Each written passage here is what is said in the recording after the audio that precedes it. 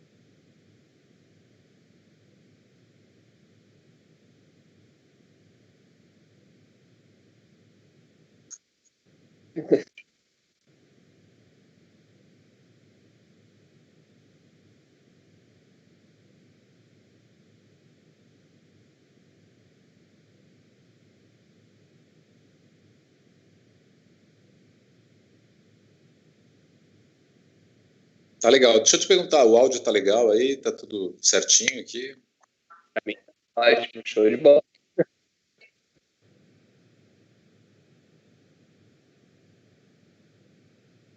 Perfeito. Beleza, eu sou o Cato Leonardo, como preferir. A Laura falou do meu trabalho já um pouquinho, tento produzir um jornalismo mais interpretativo, um comentário junto do humor, isso tudo no Instagram, no GTV, daí a gente criou o Troço, que faz troço da notícia. Estou no 9º semestre de jornalismo, se for fazer o cálculo certinho, então isso configura um pequeno atraso, né?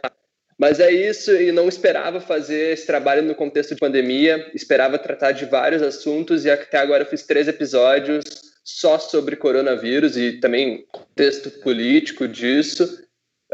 Não esperava gravar na sala de casa, estou gravando na sala de casa. Eu comecei com o tripé e o celular, agora já tem uma luminária de iluminação. A gente está avançando aos poucos, tanto na questão do formato do trabalho, como na questão técnica também. Nesses 3 episódios já deu uma melhorada. A ideia é seguir melhorando e, claro, tentar ver qual é o melhor formato que dá para fazer, com muita inspiração já em outros trabalhos, como a Meme News, a gente estava citando em off aqui antes, o Sextou, do Jornal Globo, e também o Cartoon, né, a Charge, e o Cartunista das Cavernas, o Gilmar, era uma inspiração desse trabalho também. Eu não tenho muito o que apresentar, porque eu ainda estou em produção, então acho que posso responder perguntas depois, mas minha apresentação basicamente é isso. Gostaria que o Gilmar se apresentasse. Ontem eu dei uma falada sobre ele. O cara já tem prêmio Vladimir Herzog, prêmio HQ Mix, 10 livros publicados, 5 de bibliotecas públicas. Mas ele pode falar melhor que ninguém sobre o trabalho dele, né, Gilmar? Legal, Laura, obrigado. Cato, também obrigado aí pelo convite, pelo papo. Em momentos de quarentena é legal a gente trocar essas ideias aí, né? A gente que tem um trabalho geralmente do cartunista, o quadrinista é um trabalho, de certa maneira, isolado, né? Introspecto, digamos assim, né? A não ser aqueles que trabalham em redação de jornal, que são muito raros hoje, né? Quando eu comecei a trabalhar com cartoons e tal, a gente tinha redações, né? Cheias, né? De jornalistas, repórteres, fotógrafos, diagramadores e tal. Agora não tem mais isso, né? E na função específica do cartunista, do ilustrador, ele está muito mais, ele já é introspecto, mas ele está muito mais introspecto agora. Então é muito legal, sempre bem-vindo trocar umas ideias sobre isso, né?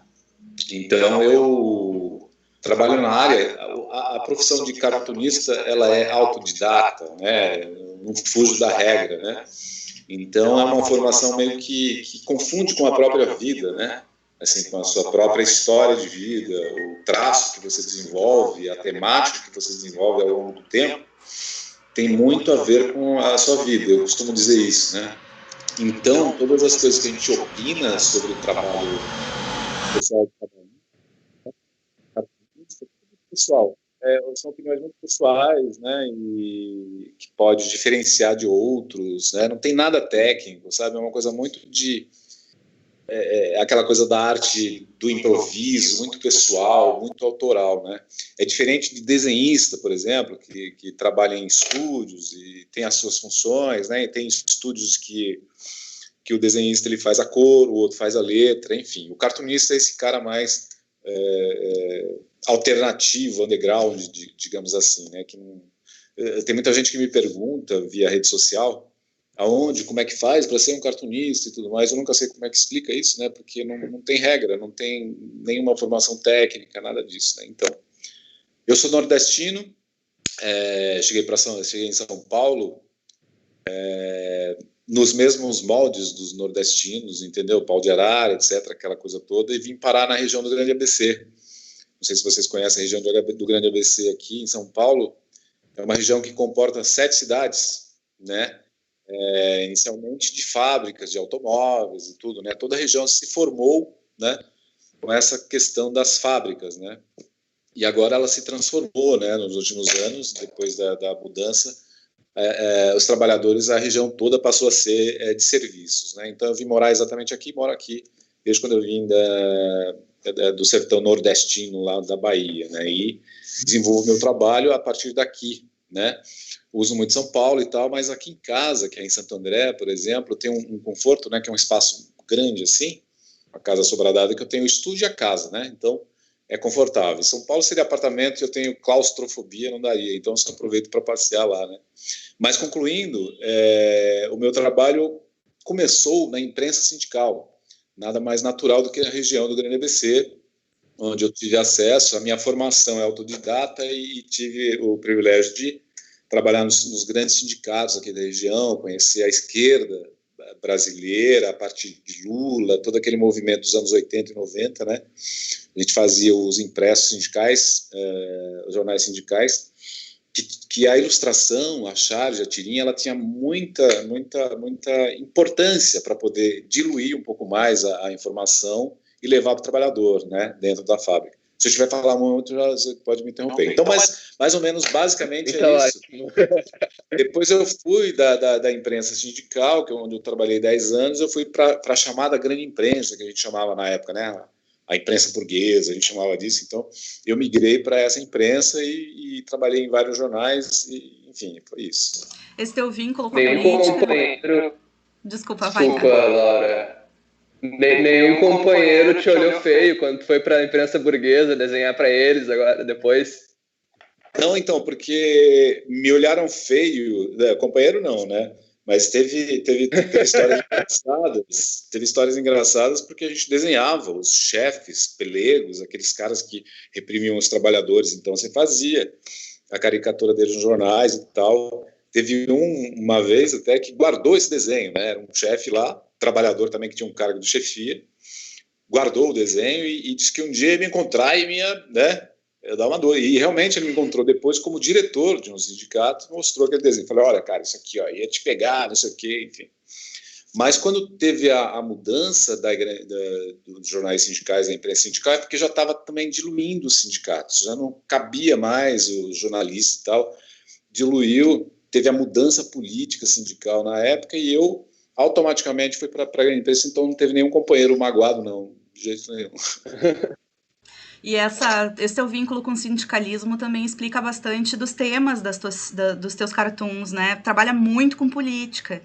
O quadrinho não precisa necessariamente trabalhar com política, mas é uma veia muito forte do teu trabalho. Eu estava pensando, principalmente no trabalho que gerou o livro de 2019, né? Que tem uma leitura do contemporâneo, assim, dos momentos políticos que a gente está vivendo.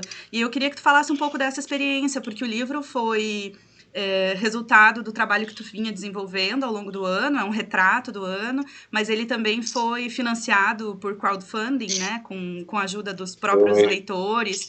Eu queria te perguntar como que foi essa experiência, maravilhoso. Eu queria te perguntar como é que foi essa experiência de estar lidando com as redes sociais, produzindo no dia a dia, depois conseguir compilar isso numa narrativa de livro, né, com o apoio dos leitores. Pois é, foi interessante porque, assim, eu sou da velha guarda, digamos assim, né, eu fico meio numa confusão agora, assim, eu sou, não sou, sabe, assim, old school, enfim. Mas eu tenho a história de ter desenho num chumbo, assim, né? Tipo, o impresso no chumbo.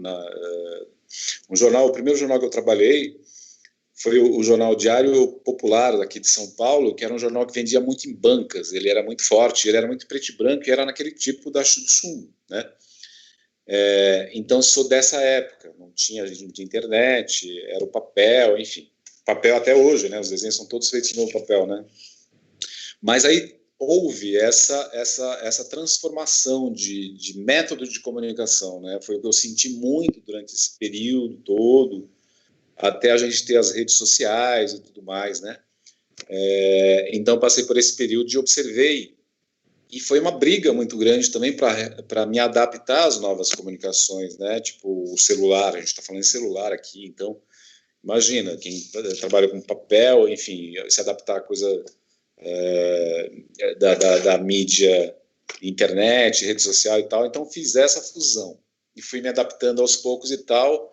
E como o lance de você ter a independência, né, de trabalhar em casa, a partir de casa, você consegue se organizar mais e trabalhar até mais para veículos diferentes e tal, né? Então, eu consegui entender um pouco da rede social, né, da comunicação instantânea, porque a gente, quando trabalhava no jornal, o material que você fazia hoje era muito rápido e no dia seguinte já estava na banca, né? E aí já diluía, já acabava no dia seguinte outro e tal.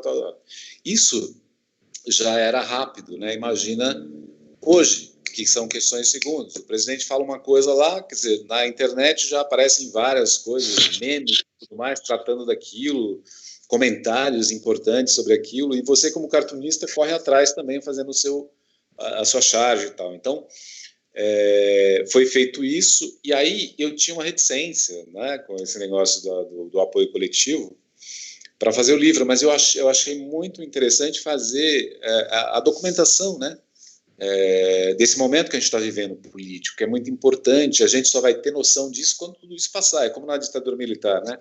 A gente está no meio do rolo agora aqui, e a gente só vai ter essa visão um pouco mais apurada depois que passar isso, talvez. E aí eu achei importante fazer essa documentação do livro que você muito bem lembrou aí, e foi feito porque assim, o apoio coletivo você tem que ficar insistindo, lembrando sempre. Eu falei, porra, que chato, né? Vou ter que ficar, né? Mas aí nem precisou tanto, sabe? Teve um apoio muito grande, né? Das pessoas que me seguem no Instagram, na rede social, e que apoiaram, e finalmente foi feito esse documento, que foi limitado até, né, para os apoiadores, e que eu senti também uma necessidade de fazer um pouco maior, só que eu descobri isso depois, que as pessoas queriam mais e não tinha mais, né? Mas aí talvez eu faça uma documentação desse ano, que também a gente continua no mesmo processo maluco, né, de doideira total política no Brasil. Então talvez eu faça uma edição desse e faça uma reimpressão desse, né? Um bug imenso aqui, eu não sei se vocês viram, mas eu caí umas 4 vezes, eu acho, aqui. Mas incrivelmente eu continuei ouvindo algumas partes picotadas. Mas então eu vou fazer uma pergunta que eu espero que não tenha sido respondida em nenhum momento desses picotes, que é também ainda falando sobre a política. A gente está num cenário em que a realidade já é muito engraçada às vezes, de uma maneira também triste, né? Mas às vezes a gente não precisa nem se esforçar muito para fazer uma crítica maior, não precisa fazer de muito para fazer uma piada. Como é que em cada cartoon, cada desenho novo que tu vai fazer, tu trabalha isso, de colocar essa realidade, mas também colocar a crítica? A crítica, às vezes, ela já está ali direto em só relatar a situação, só que aí é mais na questão do traço, do desenho, como é que tu faz, ou tu trabalha algo além disso, dessa realidade que já é bem tragicômica? Eu vou aproveitar só para colocar um ganchinho aí no meio, que é, no final, se tu puder comentar, que é uma coisa que sempre me passa pela cabeça, que como que a gente não naturaliza o absurdo, assim. Os teus quadrinhos, eles têm esse poder de toda vez chamar a atenção de novo por uma coisa que é absurda, e tem a reiteração dos personagens, enfim, mas é sempre novo. Essa é uma curiosidade que eu tenho também no teu processo criativo. Pois Cato, a gente vive num país, como diz o José Simão, o país da piada pronta. Então, já está tudo pronto. E aí a gente entrou num processo agora de um presidente meme, né? em que ele próprio já é o meme, né? Então, tendo em vista isso, você não precisa ter muito esforço, só que as coisas já estão prontas, né? Esse presidente aí, todo o processo de exteriorização do que ele fala e tudo mais são piadas, são coisas muito memes, e tá tudo pronto, é só você botar no papel sem ter que pensar muito. Só que pra gente, como profissional do cartoon, né, da charge, da comunicação, tem que apurar um pouco mais isso, né? Então, o que acontece hoje, por exemplo, você corre atrás, né, dos memes, né, para poder ser inédito e ter uma apuração um pouco mais crítica dentro desse desenho que você faz, né, não ser um meme e ser um trabalho de cartoon, e jornalismo também, né, ter uma carga crítica. Eu costumo dizer assim que eu não sou humorista, né, e eu falo que o cartoon, por exemplo, não é humor, né, tem a pegada do humor pelo estilo da comunicação, da ferramenta, da linguagem e tudo, só que eu faço uma coisa muito mais pesada, assim, que é onde eu me identifico, né. Já fiz muito humor, né, tipo assim, tirinhas em quadrinhos, a minha vida inteira foi fazendo tirinhas, né, de quadrinhos para aquelas colunas do jornal do Caderno de Cultura e tudo. Só que de um tempo para cá, quando você amadurece, você vê a história, você fala, cara, peraí, vamos pensar direito o que você está fazendo, qual a importância do seu trabalho, quem é você, como é que é. Você começa a refletir entre você mesmo, né? Qual o sentido de você fazer determinada coisa, né? Opinar, fazer crônica, e também fazer a música e também fazer o desenho da charge. Qual é o peso disso, né? Então, no Brasil tem isso, né, cara? Tudo é piada, tudo isso. Eu fico muito puto, às vezes, né, nas redes sociais, quando o Bolsonaro chegava na campanha, nas próprios grupos de família, e tem essa coisa de colocar piada, colocar o meme, aquela coisa, sabe? Não, peraí, porra, o Brasil tá caindo, a coisa tá muito séria, né? Peraí, vamos pensar direito isso, né? Então tem essa característica cômica sempre do país, enfim. E aí a gente tenta, a minha característica pessoal no meu trabalho é tentar fazer através do traço simples, que é um desenho, né, provocar essa reflexão, esse choque, né, quer dizer, dentro dos padrões limitados, né, da moral, enfim, toda que a gente não é um Charlie Hebdo, não são cartunistas do Charlie Hebdo, a gente tem as nossas morais, os nossos limites, né, do humor e da crítica, né. Dentro disso eu tento fazer isso, né. Agora, Laura, você falou uma outra coisa que eu perdi para completar. Eu tô só controlando meu áudio aqui, porque ele tá dando eco quando entra com o de vocês. Eu tô controlando, deixando fechado meu microfone. Mas eu tava pensando exatamente nessa questão. A gente tem uma realidade que é tão caricatural, né? De uma certa forma, é essa comédia tragicômica, assim. E aí eu tava pensando sobre essa questão da naturalização do absurdo, né? Quando tu diz, por exemplo, mas a piada tá pronta, o presidente já é um meme. Como no processo do cartunismo mesmo, no teu trabalho, tu tenta envolver essa questão daquilo que está pronto, que é da piada que veio pronta, com essa necessidade de continuar estimulando a crítica, né? O teu traço, para mim, ele tem muito disso, ele não permite que a gente brinque muito com a realidade que tu tá retratando. Então, eu tava pensando nessa naturalização do absurdo, assim. Pois é, e você sabe que no meio do ano passado, quando veio toda essa coisa maluca, desde a campanha de 2018, né, que eu comecei a dar uma reviravolta ali nessa história toda, porque cada dia era uma indignação maior, e meu trabalho é essencialmente indignação pessoal e questão emocional, tanto que eu não consigo sair do papel, né, porque tem toda essa coisa da expressão do desenho com base no efeito emocional crítico que você está sentindo e vivendo, né? Então foi coisas muito chocantes no início, tanto as críticas, os haters, né, para cima. Eu nunca recebi porrada de lado nenhum fazendo tirinhas, quadrinhos, né? As pessoas só gostavam, enfim. Depois começou a vir setores muito críticos e porrada para cima, até pessoas importantes, né, políticos do partido. E eu fiquei, cara, como assim, né? E aí é aquela coisa, tudo muito chocante, tudo muito grifado ali e tal. E no meio do ano passado, depois desse processo de retratar tudo isso assim, eu lembro da preocupação que eu ficava assim, da naturalização de tudo isso. Não, é assim mesmo. Os próprios eleitores e conhecidos do presidente falam, não, ele é assim mesmo, ele fala coisas assim mesmo, bababá, não sei o quê. A gente entrou, depois do ano passado, para cá, até agora, nesse processo de naturalização das coisas, de normalização, não sei se é isso que você... Mas da normalização do absurdo, saca? Assim, é como... Eu ontem até estava pensando assim, de uma pessoa morta, né? Quando eu era jovem, uma pessoa morta era um grande, sabe, absurdo, a pessoa assassinada ainda, né? Você ficava chocada, pô, aconteceu isso.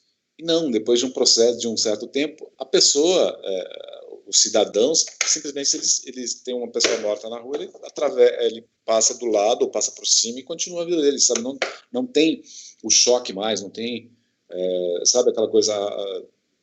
E essa questão política, desde o ano passado para cá, eu fiquei pensando muito nisso, sabe? Eu fiz até uns cartoons assim, não deixar, o grande perigo político e social era deixar a gente cair na história da naturalização, é assim mesmo e tal, não sei o quê. E estamos correndo nesse processo agora. Eu, por exemplo, sinto isso no trabalho, que nem você até ressaltou que não, essa é diferente e tal, surpresa, não dá para se acomodar no trabalho que você faz e tal. Só que eu já sinto isso. Eu estou sendo repetitivo porque é a mesma coisa. Não sei o que está acontecendo. Estou meio perdido, inclusive. Parece que o absurdo, no início, eu estava correndo junto com o absurdo. Correndo junto.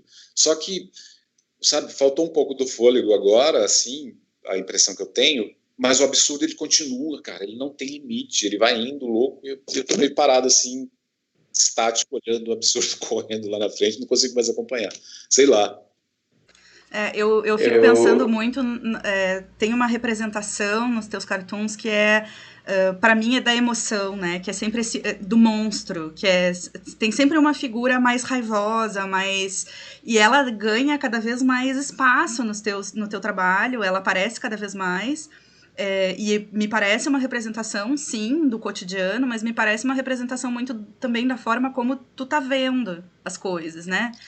E isso tem me chamado muita atenção, assim, ok, o presidente está representado mais ou menos na mesma personagem, ou o ódio, a agressividade, né, eles têm essa... Mas eu tenho a impressão que eles estão ganhando volume, não sei se isso faz sentido para ti, mas é uma sensação que eu tenho, assim, olhando o teu trabalho. Sim. Cato, ia falar alguma coisa, não? Eu ia fazer um comentário também, não em resposta exatamente ao que tu tinha dito, mas uma comparação que eu gosto muito de fazer para esse cenário de absurdo e absurdo é com a novela Kubanacan, que passava na Rede Globo no início dos anos 2000, que era um absurdo a cada capítulo, mas passava uma semana e continuava a mesma coisa, a trama era a mesma. Então é essa comparação que eu faço, sabe? É um absurdo todo dia, só que quando tu vê depois parece que nada mudou. E eu acho que nesses últimos dias, principalmente, deu uma pequena mudança, mas era esse ritmo cada vez mais rápido, assim, ganhando força e a gente parece que trava, né? Pois é, impressionante. Você fica tem horas, tem momentos que você fica estático, assim, meio passado, saca? Assim, fala, cara, não tem limite. E esse negócio é assim, ó, desde março do 2019, eu ficava pensando, mas agora acabou, né? Chegamos no limite. Cara, mas não, é impressionante. E não é um por dia, são 2 ou 3 absurdos que a gente não sabe de onde veio isso, sabe? As pessoas que compõem o governo, né? Da onde que apareceram? Então são bem selecionadas, assim, inclusive fazem parte do mesmo pacote uniformizado de pensamentos, né? É muito louco. Onde que estavam essas pessoas, esses pensamentos? Aí tá na nossa família, entendeu? É a gente, a nossa sociedade é assim, a gente não sabia, mas agora com a rede social tá tudo explícito, tá tudo aí, né? Esse é um lado bom até, inclusive, de estudo, se a gente tiver que enxergar algum lado bom. Mas, Laura, eu quero falar ainda sobre esse negócio da emoção, não posso perder esse fio da meada que você falou aí, que eu acho interessante, é exatamente isso. Mas se a gente tiver que observar um lado bom, positivo, sei lá, disso tudo que aconteceu do final de 2018 até agora, por exemplo, é que a política, as questões sociais e políticas estão sendo discutidas em casa, nos grupos de WhatsApp, no bar e tal, não só futebol, novela, Big Brother e tal, mas questões políticas e sociais, né? Dentro do grupo de família, mesmo que seja de forma atabalhoada, meio desconexa e tudo mais, mas estamos discutindo coisas interessantes para a sociedade, entendeu? Que movimentam a sociedade. Então, eu imagino que depois que passar esse histórico todo sabe, desse tsunami maluco aí, a gente vai ter um critério maior para poder escolher governantes, vai ser mais crítico, né? Vai de repente, vai ver históricos dos caras que vão representar, e vai ter um critério, vai cair por terra, talvez, isso vai cair por terra, talvez, tudo certo, tá em casa, é político, é ladrão, tá tudo certo, vai roubar, então... Mas não, acho que vai ter um critério maior aí para essas coisas de questões políticas que movem a sociedade e tudo mais, né? A gente não vai aceitar qualquer imposto de qualquer jeito, a gente vai brigar por isso, a gente vai ser crítico, né? É o que eu acho. Mas, Laura, isso aí que você falou sobre as questões do traço da questão emocional é assim, é exatamente isso. Teve uma matéria que foi feita por um jornalista italiano que fez uma vez uma entrevista comigo, que ele queria abordar a questão emocional e a questão emocional dentro da questão social e política, né? E ele teve uma grande paciência para fazer essa matéria, porque assim, a gente ficou no WhatsApp conversando por sei lá, 4 semanas, eu acho, sabe, assim, de trocando ideias e tudo mais. Ele fez uma baita matéria que eu achei uma das melhores, assim, que reflete o que eu faço aqui, né? Que como é que transmite essa questão emocional dentro do trabalho, porque ele se funde muito com isso, né? E eu queria falar disso, mas como é que você fala disso? Por exemplo, se você pega um desenho desse, assim, impresso ou na tela do celular, do computador, ele é frio, né? Mas você fez uma observação interessante. Quando eu escuto isso, eu acho, cara, eu acho que você pegou a parada, porque tem um peso de traço aqui. Ele não é assim feito porque é estética, ele tem carga emocional, muita aqui. Eu reflito muito isso, eu costumo andar muito, costumava, né? Tô com saudade de andar nas ruas de São Paulo, porque é isso que fazia muito, de ver as pessoas, né, aproveitando, né? O que mais faz falta nesse momento é de ir para a rua, ver gente e tal. Então, as coisas na realidade da cidade grande é muito duras, muito pesadas. Então, muito acostumado com isso, só que eu nunca me acostumava com isso, né? Nunca dá para se acostumar com isso.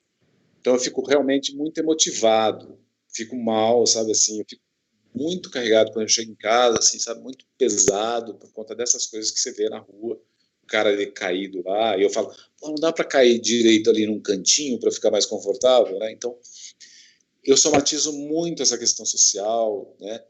E aí isso é transferido para cá. Quando eu consigo fazer um desenho dentro disso, né, dessa coisa do peso do lápis, da ideia aqui, me sinto um pouco mais, consigo respirar um pouco melhor depois, né?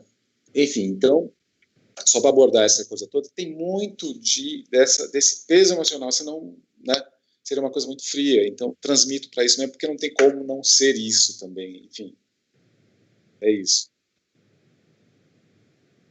Esse peso, o teu traço, na verdade, também, né? Que é algo teu, é algo que tu falou que é autodidata, foi tu que desenvolveu. Esse traço, ele faz o desenho, esse desenho ele transmite uma realidade. Eu acho que para o cartoon, para o chargista, para quem quadrinista, não tem uma grande preocupação, vou transmitir a realidade como um jornalista. Acho que isso não existe porque é outra história, né? Mas tu consegue ver, como cartunista, quadrinista, tu consegue ver que no jornalismo essa história também ela não tem um fundamento tão grande quanto parece ter? Eu não sei dizer, eu não poderia responder assim, né? Mas eu acho que tem também um pouco, né, das coisas, principalmente, eu não sei se eu estou certo ou errado dentro dessa minha visão, mas assim, o jornalismo, talvez, em primeiro momento, ele é técnico, né? Ele tem uma fórmula de poder contar a notícia, a informação e tal. talvez, não sei, são opiniões sobre a pegada do jornalismo, que eu não sei qual é, né, assim, né, da função do redator, do repórter, né? Vou opinar de uma coisa que eu não, né? Mas enfim, eu acho que tem muito disso, sabe? A coisa técnica e tudo mais. Aí dentro da coisa independente, sabe, do jornalismo independente, que a gente tem muito agora, sabe, que é onde a gente tem as informações mais apuradas, sabe? A fonte de informação que eu tenho mais foda nesse momento é o Twitter. É um Twitter que era uma ferramenta que estava morta para mim, assim, entendeu? Mas você seguindo as pessoas certas, os profissionais certos de comunicação, os sites, as mídias independentes de jornalismo investigativo, jornalismo de opinião, é como um trabalho artístico, sabe, cara, que você pode colocar a tua emoção numa crônica, que eu acho fantástica. Tem jornalistas que são escritores, jornalistas, cronistas, que se fundem numa mesma coisa, que ele coloca a opinião dele como se fosse traços, assim, entendeu? Tipo, né? Eu acho fantástico. Eu não escrevo nada, assim, eu tenho muita deficiência para escrever, mas eu acho incrível, cara, o malabarismo que um cronista, um jornalista faz com as palavras e consegue colocar aquilo de maneira emocional, sabe? O Twitter tem muito disso, né? Que é a ferramenta que eu vejo. Eu vejo assim, porque você tem que ser sucinto, é isso a palavra? Não? Tem que ser... É sucinto, né? Rapidinho. Então você tem que ser muito econômico nas palavras e você consegue transmitir uma informação foda ali, de carga, né? E o desenho tem muito disso, do cartoon. Você tem que ser também econômico no traço e passar aquela parada. Então, eu acho que a gente conversa, né, com as linguagens diferentes, mas da mesma maneira emocional e franca e sentindo também, viu, Caco? Cato, acho que é isso.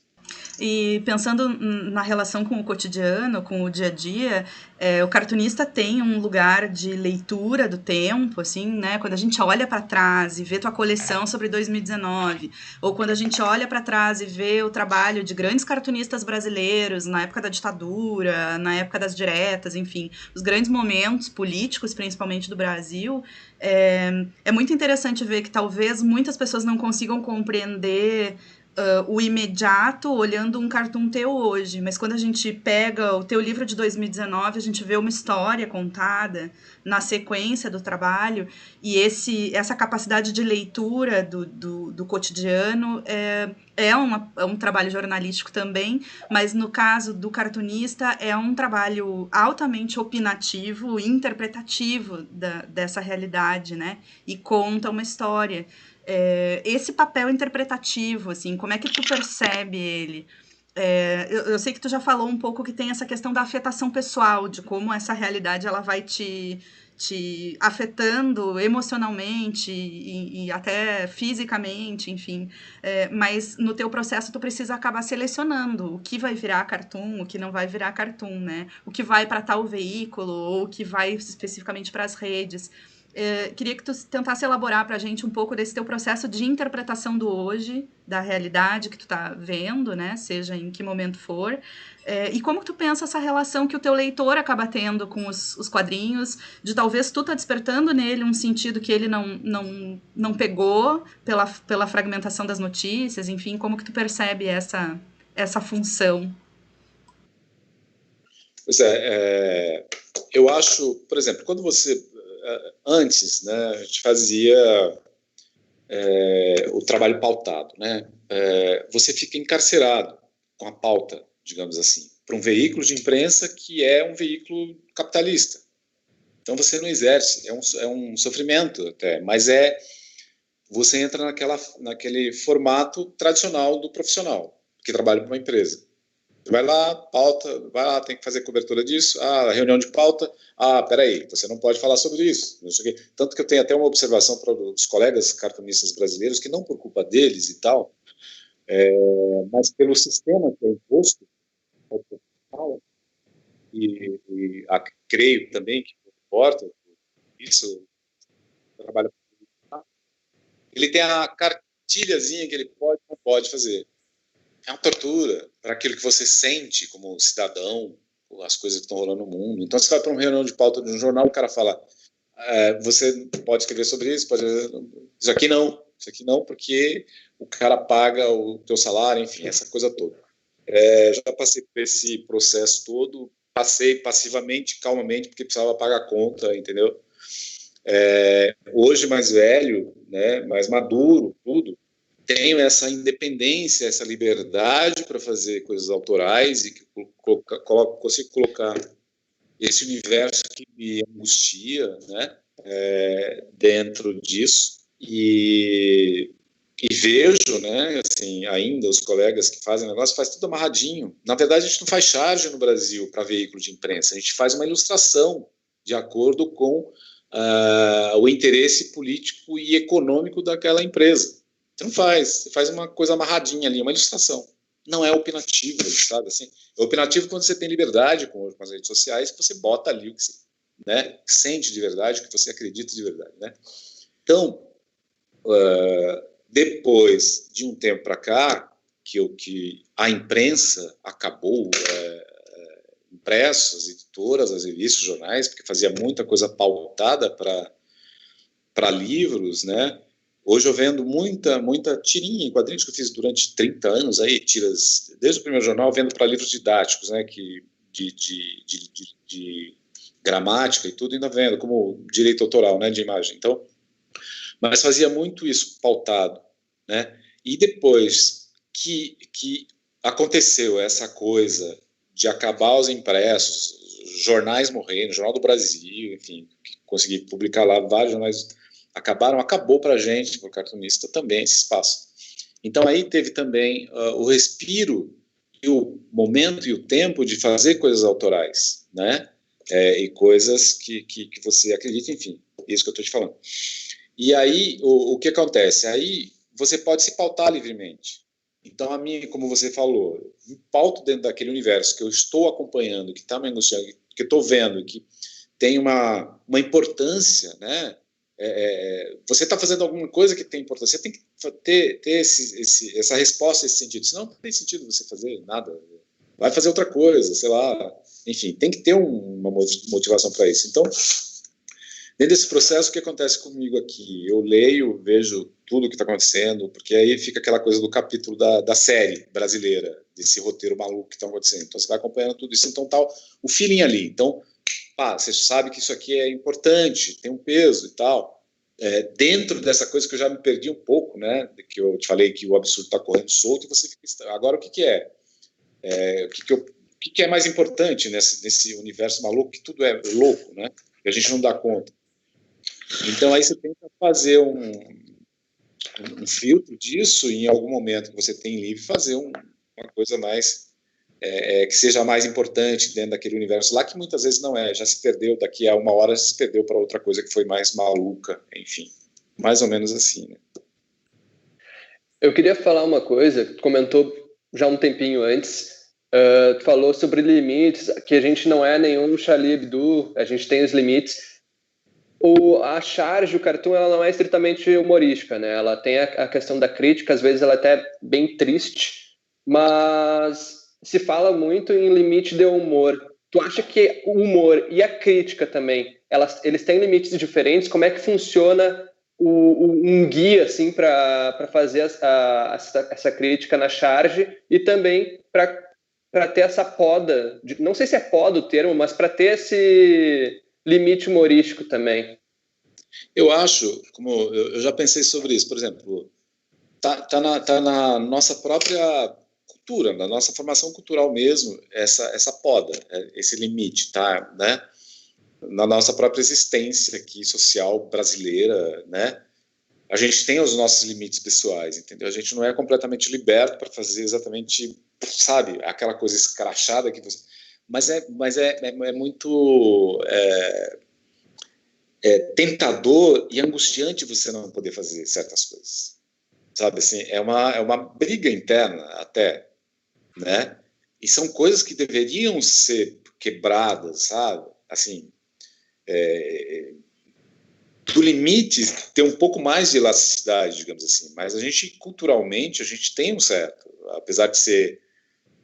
eu coloco aqui, que nem eu coloquei ontem no desenho, a fala que o presidente teria falado, né, ali, do não me fode, tá, fuder a minha família, não sei o que, quer dizer, a gente tem essas morais, assim. Não deveria ter, sabe? Tipo, colocar real mesmo. Tem alguns cartunistas independentes até que vão até mais ousados. A gente tem que ter mais ousadia nesse sentido, entendeu? Mas a gente tem esses freios, enfim, que vêm dessa coisa cultural. Diferente dos cartunistas do jornal francês lá, né, que eles chegavam numa coisa que eu acho que de certa maneira tem até que ser, assim, sabe? Tipo, chegava numas coisas muito escatológicas, né? Pegar o Papa, por exemplo, e colocar um negócio enfiado ali, sabe? Eu não consigo nem falar para você ver como é que é a questão moral da gente, né, cara? Olha isso, que coisa maluca, né? Imagina desenhar, colocar um negócio. E é muito curioso porque nem o RAF, assim, nem o estudo você consegue fazer assim livremente e deveria, saca?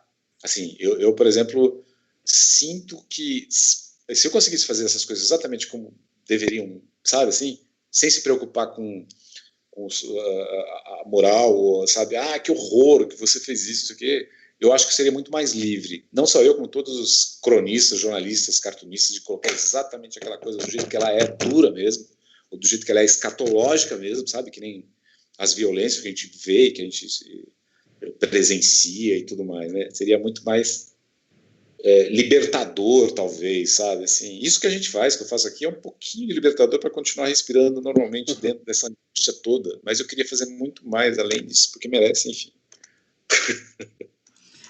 Isso é uma coisa que eu... Desculpa, Laura, pode eu vou falar. só aproveitar o gancho, daí tu já coloca também. É que tu acabou falando antes da coisa dos opositores, né, do governo.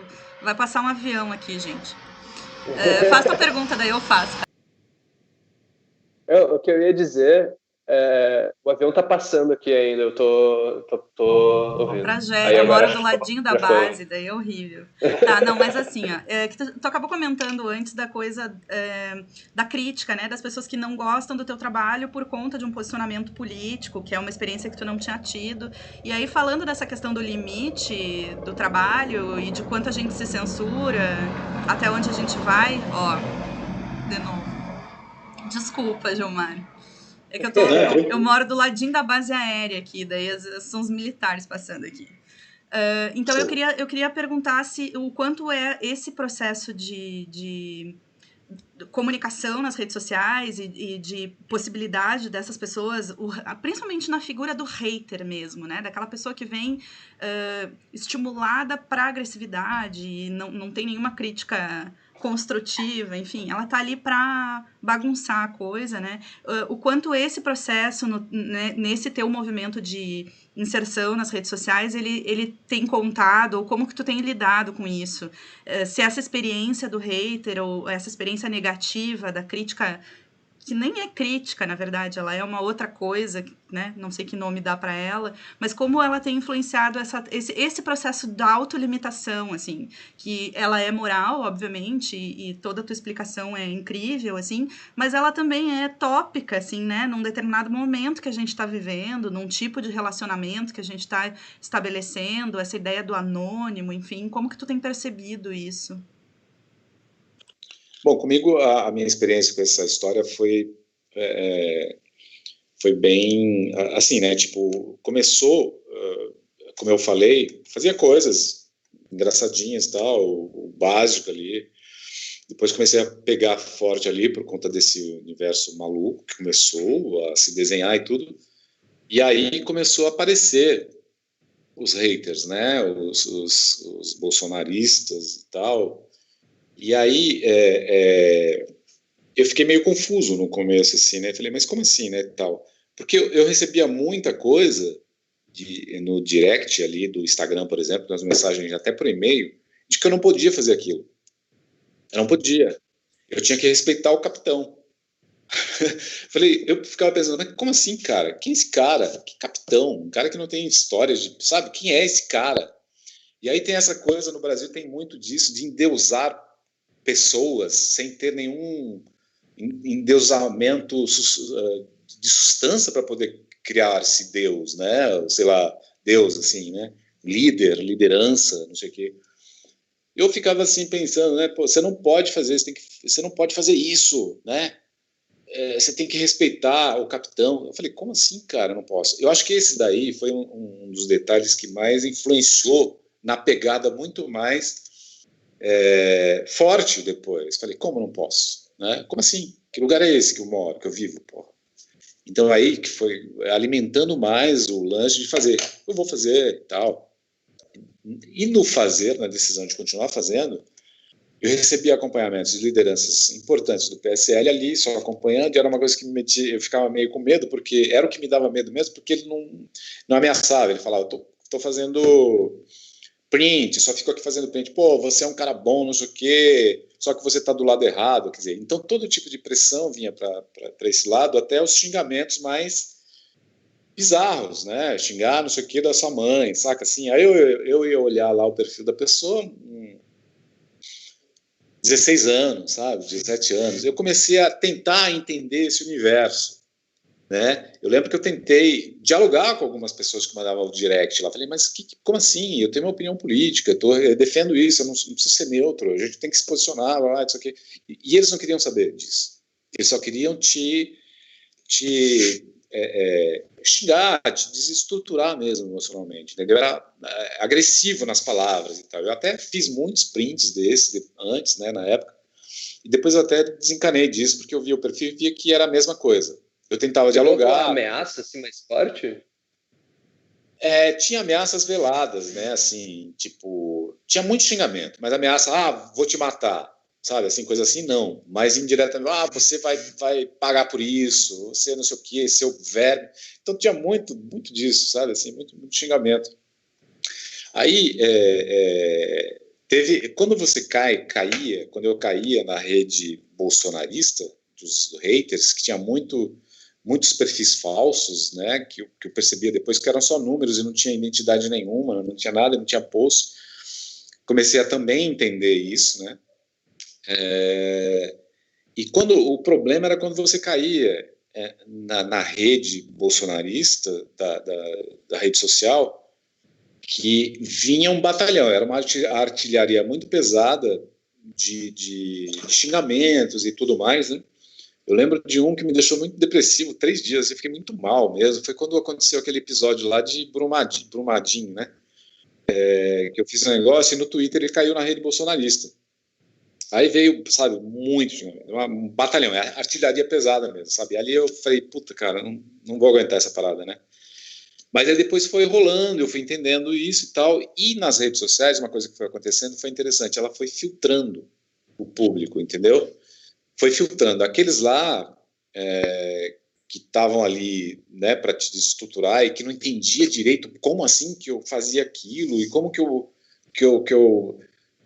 era lulista, eu era petista, seu petista, comunista, cara. Eu nunca coloquei nada do Lula lá, apesar de conhecer pessoalmente, ter convivido com Lula, ter afinidade com Lula, mas tenho sérias críticas ao PT, né? Sérias críticas, mas não tinha que ficar provando que eu já fiz muitas coisas críticas ao partido. Né? Tinha que postar, olha, eu fiz isso, ó. Eu sou capitalista. Mas aí isso foi filtrando. Essas pessoas foram saindo das redes sociais de me acompanhar, eles ameaçavam, tô saindo, parar de seguir em 3, 2, 1. Aí foi chegando as pessoas com afinidade política, pessoas muito mais interessantes, importantes. Foi um ganho, sabe, na rede social. Pessoas com perfis muito mais de substância política e social. Isso para mim foi muito legal e isso foi acontecendo durante o final de 2019. Hoje é uma formação mais ou menos assim. Restam alguns, né, que não saem dali. Eles estão ali exatamente como eu chamo agora, a gente está chamando agora de seita bolsonarista, porque os caras eles não enxergam nada, eles não admitem certas coisas, eles não querem saber. Não quer saber, cara. Não. Os que já mudaram um pouquinho a opinião, falam, tudo a mesma coisa, política tudo a mesma coisa. Esse é o argumento final.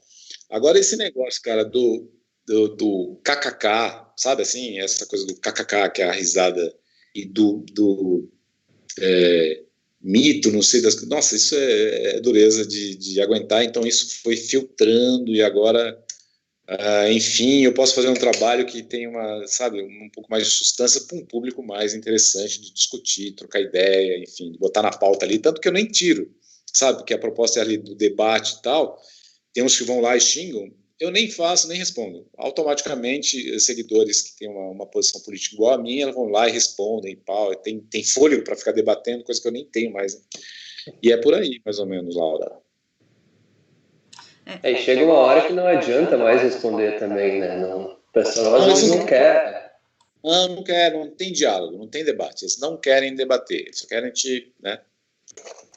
Eu pessoalmente acho que essa é uma experiência muito legal, assim, de tu poder compartilhar, porque, por exemplo, eu olho a experiência do Cato e de vários outros alunos, né, que estão aí ainda estudando, aprendendo, e que vão ter que enfrentar um jornalismo que está numa situação muito diferente, em que um jornalista não é mais um coletivo, né, é um jornalista que às vezes é colocado na luz e vai ser... enfim, escrutinado publicamente por conta de uma fala de uma pessoa pública e tal. E no caso dele, em particular, tem essa coisa de que quando a gente trabalha com interpretativo, com opinativo, tem uma exposição muito grande, né?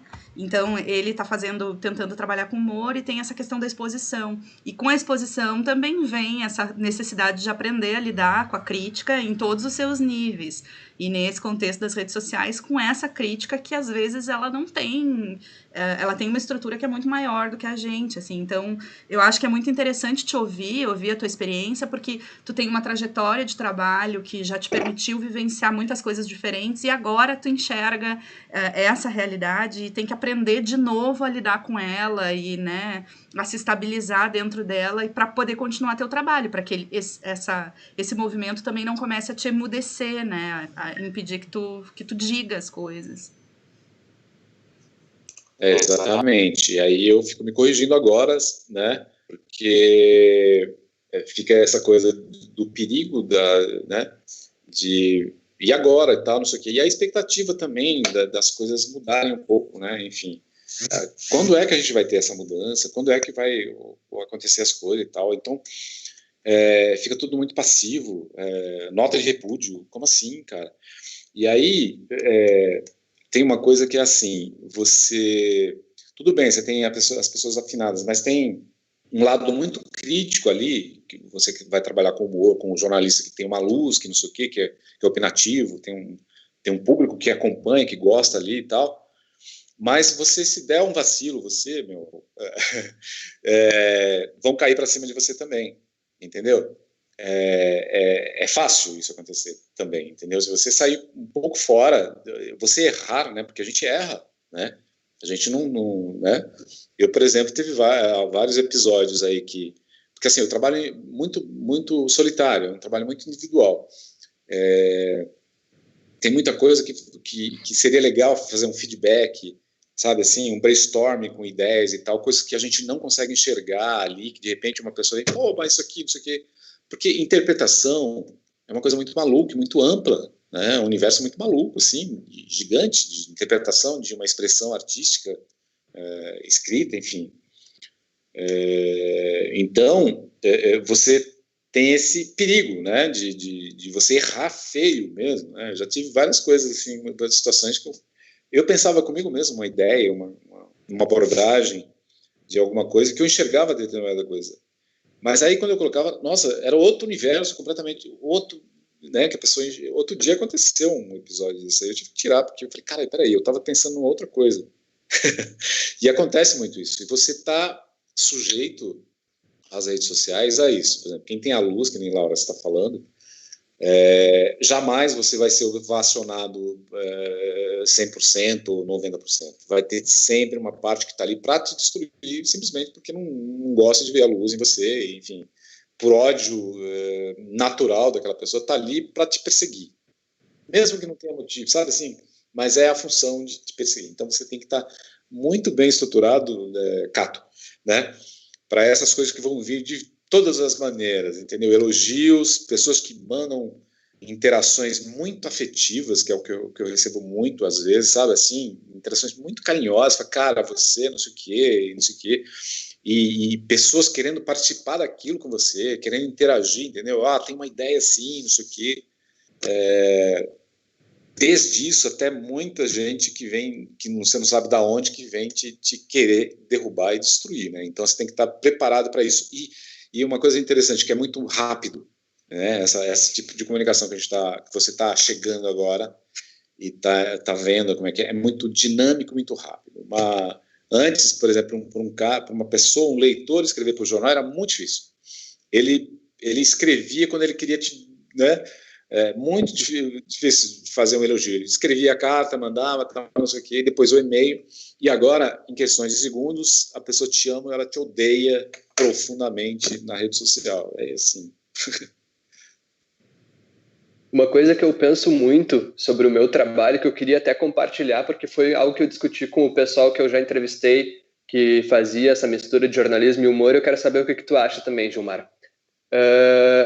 Hoje, eu não acho que a gente consiga sair de um assunto. A gente está meio monotemático quando vai fazer essa interpretação da realidade política, vai fazer essa crítica à realidade política. A gente vai falar do Bolsonaro, a gente vai falar da pandemia, a gente vai falar de como o governo trata essa pandemia, mas parece que às vezes um imaginário do que é um leitor queria que a gente fosse, que o jornalismo fosse mais imparcial, que a crítica fosse mais imparcial. Eu não acho que isso cabe nesse momento, porque eu também acho que o jornalismo tem uma função de defesa do interesse público. E se o próprio governo prejudica o público, criticar e mostrar as contradições desse governo, mesmo que de modo mais direto e mais objetivo e menos imparcial, é algo dever do jornalismo. Eu tomei isso como ideia para mim, eu vejo isso como ideia, por exemplo, acho que hoje na Folha de São Paulo eu consigo observar isso bastante, em outros jornais, no próprio Jornal Nacional, às vezes, quando o Bonner está lá sendo bastante irônico, até do modo que ele fala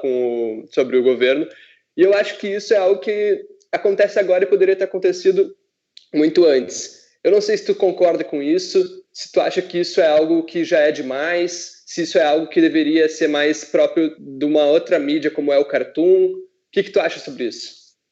Não, eu acho que, por exemplo, não cabe a imparcialidade, né, nessas histórias todas. Se você tem opiniões, né, sobre o segmento político e social, né, que a gente está vivendo, não tem como ser imparcial, cara. É meio ficar em cima do muro, que nem eu vejo até o Felipe Neto, que é um cara que eu achava o fim da picada, assim, eu achava bizarro, né? Depois, cara, sabe, assim, adorar a postura política dele. E até colocou, acho que alguns dias aí, cobrando, né, os artistas, os influencers, sei lá quem mais, que se posicione político, né? Porque aquele que não se posiciona hoje, quem não se posicionar hoje já está se posicionando, né? De certa maneira. Se você não é contra o governo, se você não critica o governo, você, de certa maneira, é a favor, né? Então tem isso. Então, se você se manter neutro, você já está se posicionando, né? Mas não cabe. Mesmo você trabalhando, está certo que você trabalhando para o veículo de imprensa, que nem a gente estava falando ali, você fazendo aquele trabalho ali, mesmo ali, você vai dar um jeito de botar a tua crítica, a tua, sabe, que nem você está falando do Bono. Imagina a Globo, processo de ir uma palavra para o ar, né? Qual o critério para colocar uma palavra para o ar para milhões que influencia pessoas, cabeça e tal?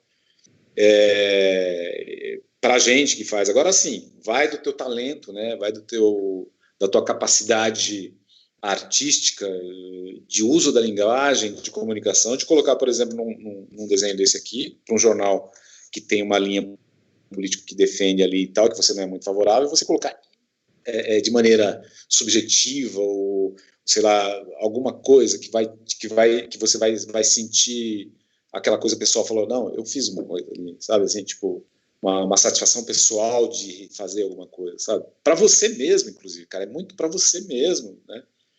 Enfim, eu acho que é mais ou menos por aí. Cato, tu tem mais alguma pergunta para fazer para o Gilmar? A gente já já está fechando 1 hora de conversa. Nossa. A gente poderia passar horas aqui, mas também não vamos exagerar, né? Porque tem perguntas do pessoal também, daí acho que a gente podia... Não, acho que a gente pode ir. Acho que a gente pode ir. Eu teria várias perguntas, mas eu acho que seriam agora totalmente fora de tema também. Já, a gente ia poder falar de várias outras coisas. Então vamos para a pergunta do pessoal mesmo. Então eu vou fazer a pergunta da Camila. Faz um tempinho já que ela perguntou, então acho que está encaixado mais para o início da nossa conversa. Ela gostaria que vocês falassem sobre, acho que especialmente o Gilmar, sobre a relação do Cartoon com as capas de revista e de jornal. Me chamou muita atenção a pergunta dela, porque a gente está pensando aí Tu falou sobre caminhar por São Paulo, né? Sobre caminhar pela cidade. A capa é uma coisa tão própria da cidade, assim, me chamou a atenção a pergunta.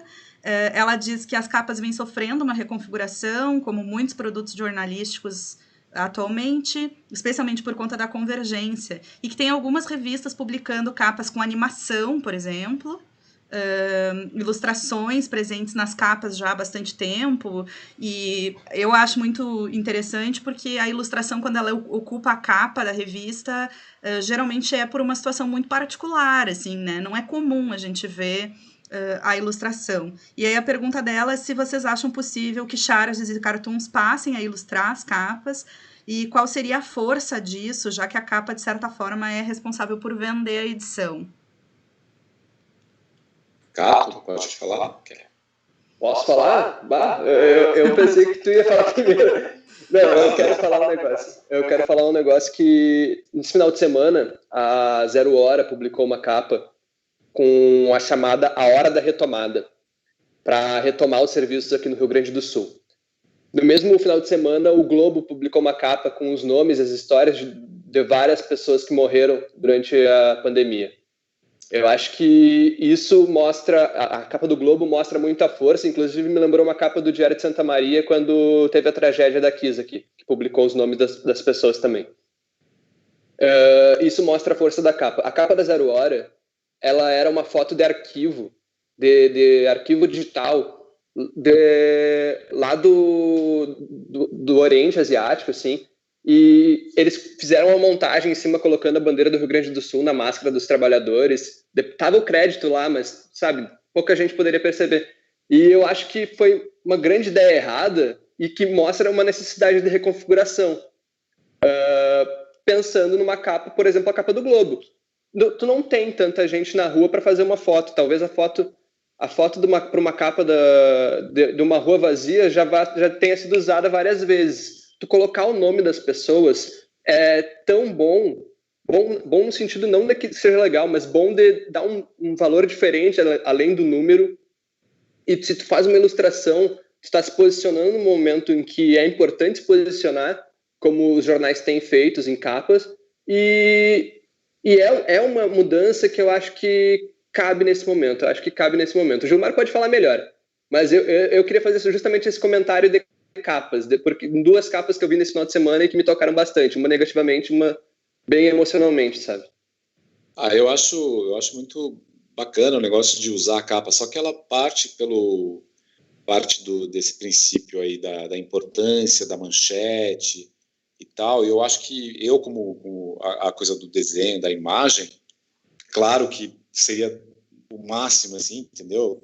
Você fazer essa comunicação, essa chamada legal com ilustração, entendeu? Com o trabalho de designer, né? Então a fusão fotografia, design, cartoon caberia muito bem para essas capas fortes e poderosas para chamar a atenção, que poucos jornais fizeram na história aí, alguns mais ousados por conta de um editor que conseguiu ali dentro da redação convencer uma parte conservadora de editorial e não sei o que lá, quer dizer, deve ter sido batalhas grandes, sabe, para convencer a colocar um cartoon na capa, sabe, assim, porque é menos valorizado, sei lá, não tem o impacto como, não sei, eu não sei se isso vai mudar também, sabe, tipo, daqui para frente, eu não sei se muda, seria bem interessante se isso acontecesse, mas eu acho que é enquadrado com uma grande ousadia, cara, e é uma coisa básica de fazer isso, né, tipo, eu lembro do Estadão, que tinha o Caderno 2, não sei se vocês chegaram a ver isso, não era capa, mas era um caderno interno, que era o Caderno 2, e eles tinham sempre aquelas coisas estouradas, assim, sabe, tipo, de imagem, de fotografia, com a charge, a ilustração, uma caricatura bem feita, assim, sabe, super trabalhada. Isso dá uma força, eu acho, na minha opinião, como sou suspeito, porque trabalho com a parte visual e tal, né? Mas isso dá uma força impactante, sabe, de atração da parada toda, entendeu? Como capa de revista, sabe, assim, a capa do jornal também deveria ser desse jeito, né? Pelo menos uns 40% do espaço ali tinha que ter essas coisas mais fortes, impactos, né? E os fotógrafos, né, cara, são fotógrafos autorais tão bons que a gente tem no Brasil durante esse período todo aí, que fazem fotos que são verdadeiras obras de arte, assim, né, que vai para a capa, né? Então, é sempre muito interessante quando acontece isso, né? Os jornais do Rio de Janeiro, nesse momento também, acho que o Extra, o Dia, né, não lembro, estão fazendo também um trabalho muito interessante nisso. O Estado de Minas também fez um negócio muito legal.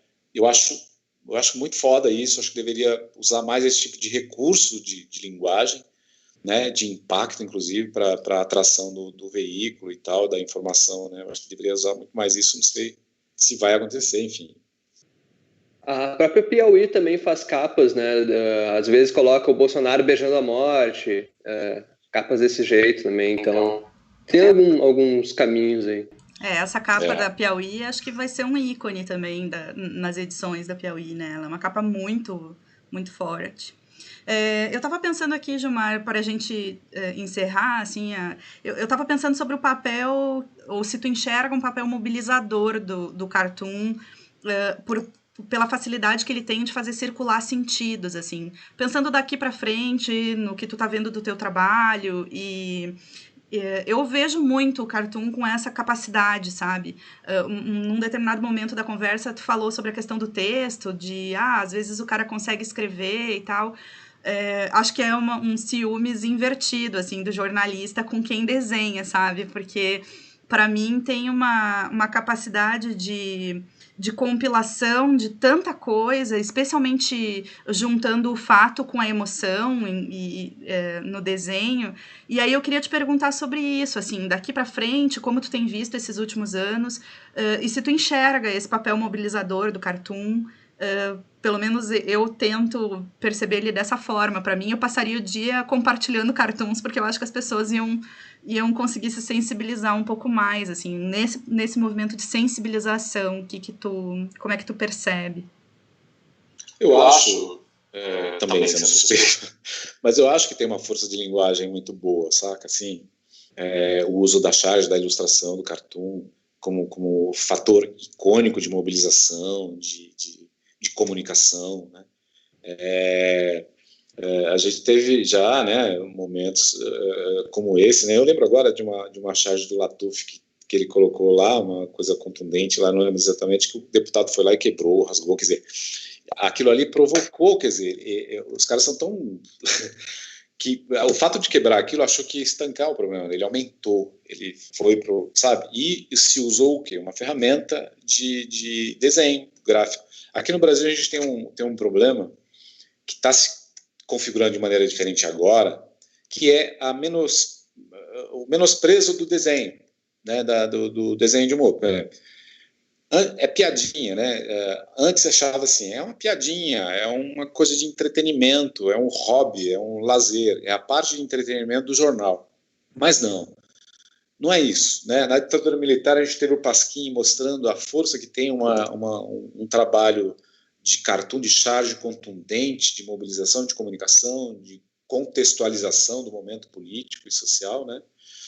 E aí teve essa coisa morna depois, e a gente está sentindo, eu estou sentindo que tem esse poder agora, sabe, de ter essa importância um pouco maior, de não ter, não ser simplesmente um desenho, sabe?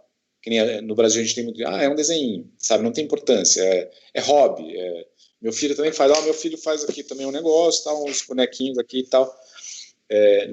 Claro, não menosprezando nada disso, não tem nada a ver, mas a coisa da substância do trabalho opinativo nessa forma de linguagem aqui, eu acho muito forte, que deveria ser usado mais, né? A gente tem de experiência, por exemplo, naquela movimentação que eu não me lembro, algumas movimentações que teve de rua, até então, quando a gente podia fazer isso, a utilização de cartoons como outdoors, como placas, né, de protesto, o próprio desenho, não só a coisa escrita, mas o desenho ali mostrando a cara do, né, e tudo mais. Então, eu acho que tem e que deveria ser usado com mais frequência. Eu espero que isso aconteça. Eu acho que isso pode acontecer e vai acontecer, porque se percebe agora, através da rede social, que nem você está falando, que gostaria de compartilhar mais isso e tal. A visualização desse tipo de arte gráfica, ele já tomou um pouco um corpo diferente. Depois da Laerte, com essa notoriedade da Laerte, que até então você ouvia, o cartunista, você faz o quê? Né? Tipo, o que é o cartunista? Né? Onde que é isso? E depois desse caso da Laerte, essa notoriedade e esse uso do trabalho gráfico da própria pessoa como questão social e tudo mais, reconfigura a partir daí. A gente já olha com os olhos diferentes. Peraí, esse trabalho aqui é... Então eu vejo, por exemplo, nos feedbacks de rede social das pessoas, a valorização disso, entendeu? Então, é muito interessante isso, Laura, que você falou aí. Eu acho bem bacana e espero que isso seja usado com mais frequência e que tenha esse valor que eu acho que merece nesse sentido, né? Bom, Gilmar, queria te agradecer muito. Eu acho que teve mais perguntas aqui. A Camila continuou, ela agradeceu a pergunta, falou da capa do The Economist também, que tem usado ilustrações. Acho que é legal a gente também recuperar esse material para poder, inclusive, analisar, né, ver como está sendo usado. Mas, enfim, queria te agradecer muito, eu e o Cato, a gente queria te agradecer muito por esse tempo. Foi um prazer muito grande te ouvir. A gente tinha uma série de expectativas, assim, tu superou todas elas. Eu estou muito feliz em poder fazer essa conversa e acho que para os nossos alunos também vai ser muito importante poder te ouvir e poder pensar também, às vezes, num perfil de carreira que eles nem imaginavam, né? Não é tão tradicional e que, na verdade, é tão histórico e tão importante dentro do contexto jornalístico. Então, de verdade, queria te agradecer pela oportunidade. Muito obrigado. Legal, Cato. Obrigado. Valeu. Espero que tenha sido interessante a conversa aí. Estou à disposição, né, para mais bate-papo em relação a isso. E agradeço também por sair do cotidiano aqui, da introspecção e poder comunicar um pouquinho, né? Poder se encontrar um pouquinho, né? Então tá, Gilmar. Muito obrigada. Obrigada para todo mundo que estava acompanhando a gente. A live vai ficar depois disponível nos nossos canais também, para o pessoal poder rever. E eu espero que a gente consiga se reencontrar no futuro, de repente até te trazer a Santa Maria, para a gente poder fazer uma oficina, alguma coisa assim, seria genial. Obrigada de verdade. Valeu, obrigado. Tchau. Tchau.